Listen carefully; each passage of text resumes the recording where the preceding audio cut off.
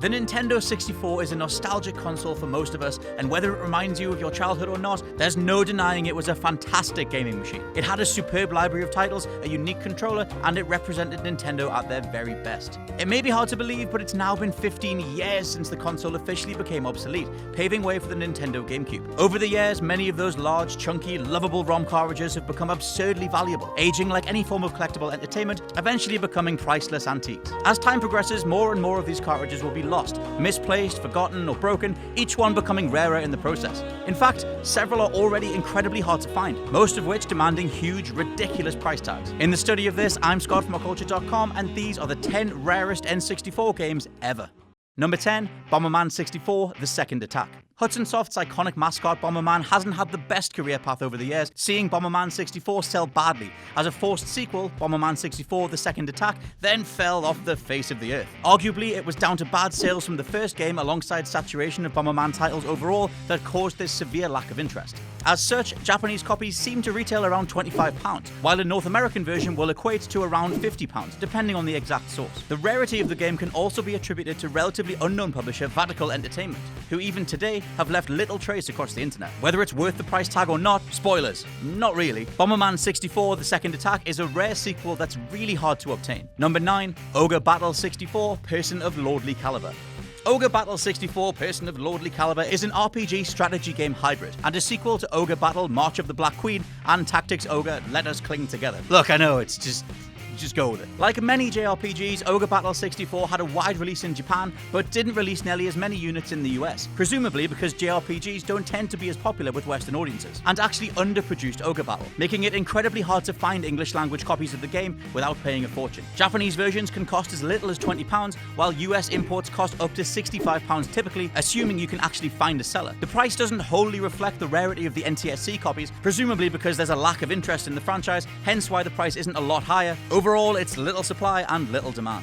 Number 8, STARCRAFT 64. Blizzard's hit real-time strategy game helped put them on the map, helping to establish, pioneer, and perfect the genre that is now a mainstay of PC gaming. However, Nintendo were bold enough to seek out a port of the game on the N64, which at the time wasn't well received. Critics and fans alike didn't want to play a complex strategy game without a mouse, as the core integral mechanics just didn't feel all that good on the N64 controller's analog stick, and its directional pad just felt awkward. These problems, tied with a quiet release in 2000, over 2 years after the PC version had launched, caused the N64 port to drift into obscurity, with a very small amount of units sold and produced. There's been a spike in the price of StarCraft 64 cartridges in the last few years though, ever since the release of StarCraft 2, which has seemingly encouraged people to dig out this version. The rarer Australian PAL copies can cost over £100, while the more readily available US edition costs around £60 unboxed. Number 7, Mario Party 3.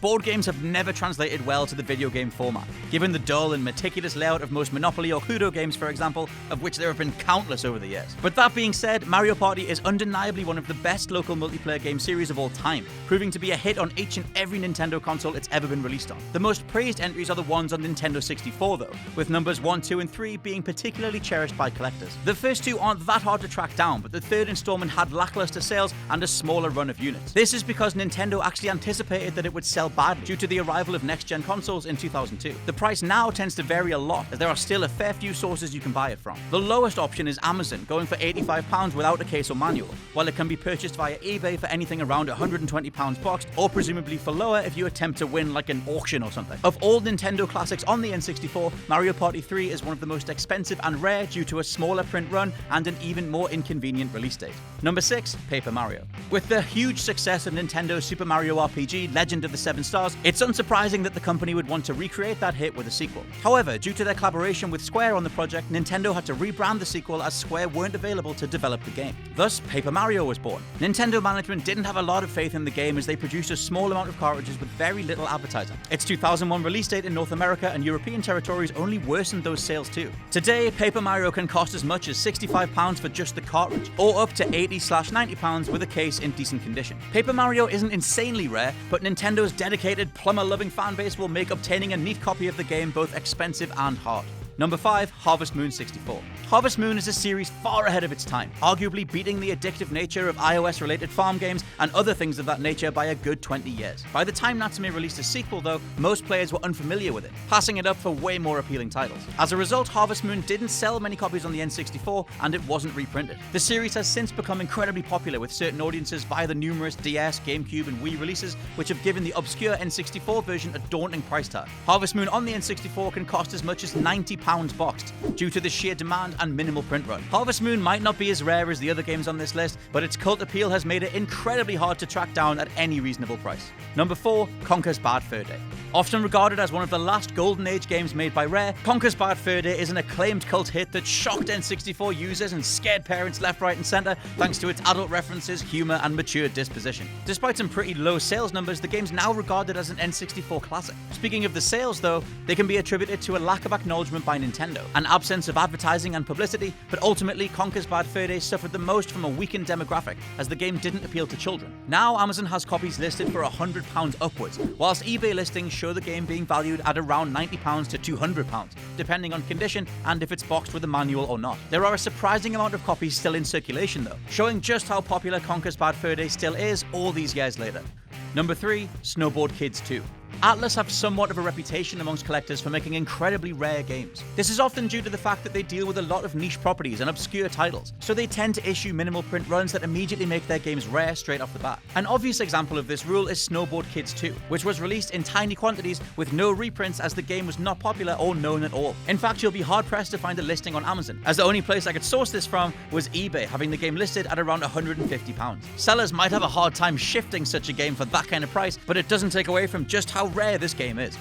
Number 2, CLAYFIGHTER 63 1/3, The Sculptor's Cut. Besides the wacky title, CLAYFIGHTER 63 1/3 is a fairly average fighting game which pales in comparison to other premier fighting titles such as Mortal Kombat, Super Smash Bros. Or Fighter's Destiny. Indeed, it's not the demand or the appeal of CLAYFIGHTER 63 1/3 that makes it desirable, but CLAYFIGHTER 63 1/3, The Sculptor's Cut, a re-released version with additional content exclusive to Blockbuster, is the one to go for. While you could certainly rent the game at Blockbuster, you couldn't purchase it outright anywhere, hence why there are so few copies in existence.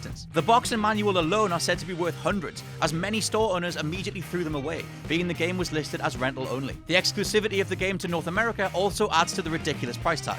Seriously, good luck finding this.